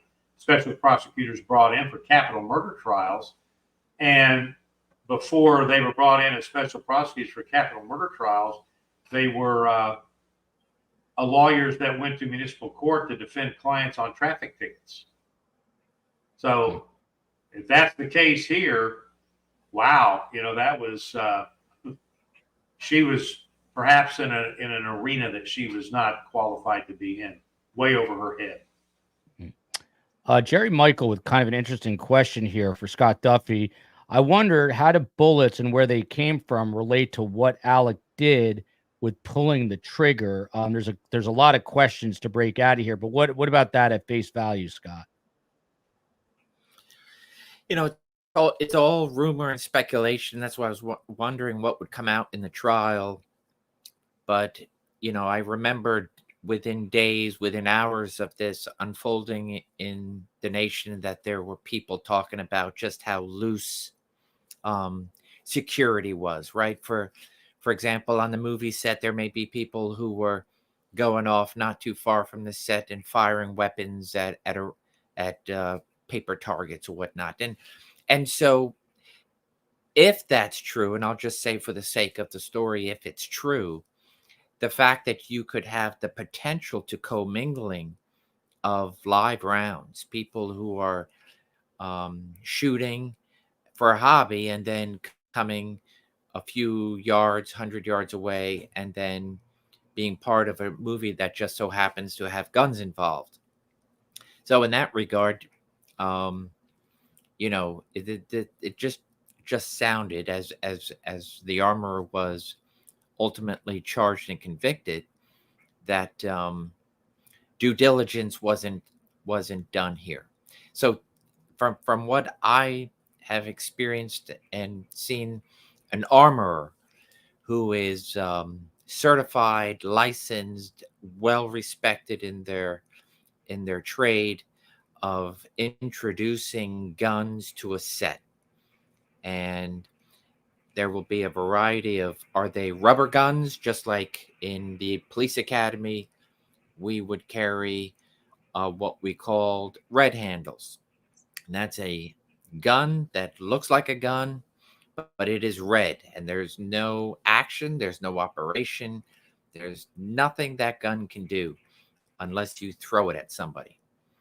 And then there are different levels of, when I would train in the FBI, we would then practice and firing at each other with guns that had what we called simunition. And these were, still can hurt you in a very real way, but you would have your face protection and key organ protection, and then you would fire these rounds at a very low speed, and then they're designed to explode on impact, and that would be typically some sort of soap or their solution just to splat, like a paint gun or a paint pellet. And so, Hollywood, in all its respect, wants to look real, and so thereby guns are going to be introduced that can sound, let's just call it a blank, but they are experts who have a very, very big job of ensuring that whatever gun is being introduced to an actor, an actress, cannot and will not fire a live round and thus hurt somebody. And there's a lot that goes into training, etc., to ensure that, so that those on the set are all part of knowing that that weapon that's being used and introduced is not going to hurt anybody, right? So with that being said, it's still very confusing as to what this armor did, and just how loose the security of any weapon. And so I agree with Phil's assessment throughout this whole show with regards to the actor being given a gun that's gone down to what should be security, ensuring that hey, you have a gun and it cannot and will not hurt somebody. The whole trigger thing, I totally get it. It's either one, you're lying, you pulled the trigger, but every expert has shown that trigger was pulled, or two, you're in total shock for what you were not anticipating, because you pulled that trigger probably 1,000 times before in acting. Nothing happens other than either a sound or something. But here now you just witnessed you committing a homicide, and so shock, your brain, everything else. So I can easily see that being the latter, where you're just never going to admit in your mind that you pulled the trigger, because you just can't imagine what you just did, because you never imagined it would ever happen. So wow. Yeah. Polling the jury here, back with a super chat. Morrissey, this is the special prosecutor, is loved by the Dems in New Mexico. That is why the Dem Santa Fe DA appointed her. What is wrong here is the DA appointing her when she had no prosecutorial background, absolutely none. But that is, as Phil mentioned, that the DA position is elected. The citizens of Santa Fe would have to unelect her, and that's possible. This is just a video of Alec Baldwin as this was all going down. Either a great actor or Your real motion to humanity dismiss here. with prejudice is granted. I don't think that's got anything to do with Now, that. with respect to No, the I don't jury, think so either. don't I think he's imagine you being all want to genuine here. return on Monday. I will take care of the jury. Thank you. We are in recess. He is completely relieved right there. Even his defense attorney is tearing up, I believe. That's Alex Spiro. That is his job. That was the moment right there. I'm gonna. Is that Hilaria? I think that is his wife Yeah. right there. Stephen Baldwin behind him. Obviously, a very emotional moment. The case dismissed with prejudice. Bill Waters, as we're watching this, look, Scott just talked about it. One of the big issues is when he got on there with Stephanopoulos on 2020, he was adamant. I didn't pull the trigger, but the FBI did a whole investigation. Impossible for this gun to fire without the trigger. He said he just, pulled back the hammer. I mean, it was this whole thing. He's the only one that really knows. If this was me, and I can only talk for myself, this would hang over me the rest of my life, knowing I took someone's life either by accident, intentionally. In this case, I definitely think it was an accident. No matter what this, I mean, I almost ran someone over on the street a few weeks ago who literally ran out in front of my car. And it gave me such a moment for pause because your life can change in an instant. I mean, we all know that life can literally change in an instant, and it did for Halyna Hutchins. She's dead, no longer with us, and Alec Baldwin's life changed too. I mean, how big an impact do you think this will have? I know you're not a psychologist, but you're a detective that has dealt with suspects who have killed people. What do you think the impact on his life is going to be as a result of this horrible accident? You talking about on Baldwin? I'm talking about Baldwin. I mean, he's got to go through life. I'm hoping again. Not a fan. I like some of his work, but not a fan in a personal way. And I think what Scott's talking about the interview where he says I didn't pull the trigger. That was idiotic. I'm hoping that his attorney expresses to him in very strong terms to keep your mouth shut. And if you're going to, and it looks like he got him out of there. He got him in the Suburban and they're freaking gone. So let's hope that he pays attention. I'm sure that's the advice he's being given. And I would like to think that he's not so callous and so self-absorbed that he has some realization of what happened, that he was a part of it, and it is something that he will have to think about for the rest of his life. And I'm telling you, that has a great impact on people, unless he's just a total cold-hearted, so forth and so on, and maybe that's a possibility. But I would like to think that yes, this has affected. It certainly has affected him and his family. Just what happened, and now going through all of this, and then he was charged, and he wasn't, then he is, then he's going to trial, and this and that, and then we come to this. It's an emotional roller coaster, no matter who it is. That is, you don't want to get on that ride, and he's been on it, and now it's this part of it has come to a conclusion. That now, over the course of the next few weeks, few months, now it's going to be people clamoring to get him to an interview. Let's talk about this and that, this and that. And I think that would be ill-advised. I think there needs to be a measure of time to heal the wounds that have been reopened, to heal the wounds that have been caused to some degree. There will, as I've always said, there will never be closure. There's no such thing.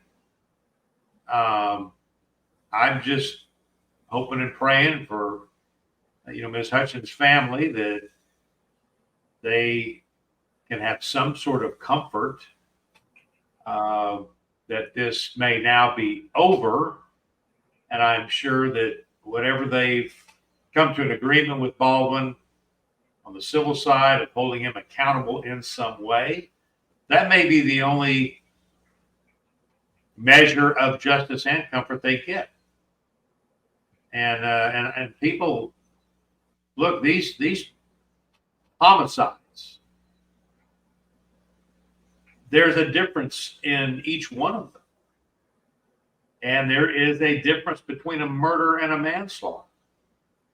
And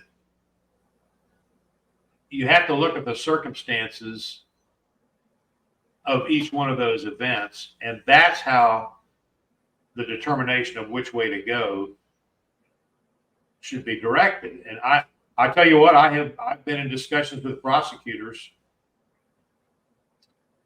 where I felt like what they wanted to charge this person with was overcharging them. And I have been successful in convincing them that the more appropriate charge would be a lesser degree. Only because that's where the evidence led. That's where the truth led. And I'm not about just, oh man, somebody's dead. It was a murder. They need to be hung at the public square. And I tell you, and I've dealt with families that feel that way. But the circumstances under which their loved one died did not call for that. And it is tough to explain to a family who has had a loss by an act of violence that I have to look at it objectively and let the evidence lead me where I need to be. And it is very, very tough to explain that to a family. I'm working a case right now. I've been retained to look into a manslaughter case, a vehicular manslaughter case, where a lady was run over and the people that ran over her left the scene. It's horrific. Anytime a member of your family is ripped from you by an act of violence in whatever form that comes in, there's no way to understand it unless you've gone through it. And I have to take a step back and look at what happened, why it happened, and try to explain to the family that what you're seeking, your expectations are way too high in what is truly going to bring about a measure of justice and a measure of mercy. So I'm just, these are tough. It's tough. It's horrible. And this was a tragic accident that didn't need to happen. And because the armorer overlooked something she should have been tuned in on from the very beginning, didn't check it thoroughly, whatever, here was the outcome. So there you go. I mean, it's just these cases like this are really tough. They're tough for families to deal with because they're so. If not for one factor, it wouldn't have happened. I love the way Phil turns phrases, measure of justice and mercy. And couldn't have said it better myself or written it better. For those who are just joining, kind of a very mind-blowing moment in the Alec Baldwin trial where the prosecutor took the witness stand, was questioned by the judge and then also by the defense attorney, Alex Spiro. And ultimately, the judge here dismisses the case with prejudice with double jeopardy attached. Alec Baldwin is out walked out of that courtroom a free man, not to be tried in these charges again. Space Coast, awesome to see him gifting 5 Survivor memberships. None of the audio podcasts get out, and a lot of the behind the scenes does not happen without Space Coast on the West Coast, and also, of course, our amazing mods. A reminder to everyone, a lot of people tuning in late, that this Sunday, 11 a.m., for the first time in a full-length interview, Phil Markel, the father of murdered FSU law professor Dan Markel, is going to speak with STS. He's been on Dateline with 8-second sound bites and maybe 1 or 2. He's going to sit down with Carm and myself for an hour at least on Sunday, and we're just going to have a conversation about his son and what has transpired over the last 10 years while he was waiting for the wheels of justice to churn. You see it right there. I didn't say turn, I said churn. Scott Duffy, that was what I will take as a closing statement from Phil. So I want to get to you. Same question here. You guys are both very religious people, believe in the man, or as Carmela would say, the woman upstairs. Yell at her, not me. But Scott Duffy, whether he pulled the trigger or not, he claims he didn't, or whether he just brought the hammer back, he knows the real answer. But the truth is, the reality is that this woman is now dead as a result. This is Halyna Hutchins, the cinematographer. Her family couldn't get to the trial. They are in Ukraine, which is obviously being bombarded daily. But Gloria Allred, of all people, the famous attorney, she represented the family here. She was there. Scott Duffy, I know my personality type. I would not be able to really get beyond forgiving myself. I'd be beating myself the rest of my life with a proverbial whip if I accidentally killed someone. I don't think, by the way, I do think Alec Baldwin's tears at the end, I was being facetious. I think they were absolutely genuine. It was emotional. It was heartfelt. But I think he has a lot of guilt, a lot of emotion, in part because he knows he took this woman's life, accident or not. How hard do you think it's going to be for him to cope with this, Scott? Well, I think we already saw it on display. The we've all seen Alec and his years of public banter, tyrants, and so forth, right? And ultimately, I really enjoy his acting. I probably more so in the early days, and I've come to enjoy people who, whether it be music or acting, whatever their craft and their art, their trade, and if I like it, I'm a fan. But I may not like them personally. I may not like the politics, whatever it is. And so thereby it's better, many fans don't know what the personal lives of certain actors, and singers, and so forth. With that being said, I do believe that it was an absolute tragic accident. Don't think there was anything even remotely intentional. And that is why even the armorer, equally tormented by this. And if you could turn back the clock, absolutely, you would turn back the clock. And this is in any regard.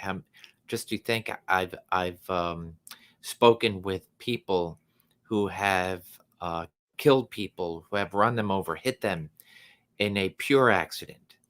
And then, of course, what is that level of negligence?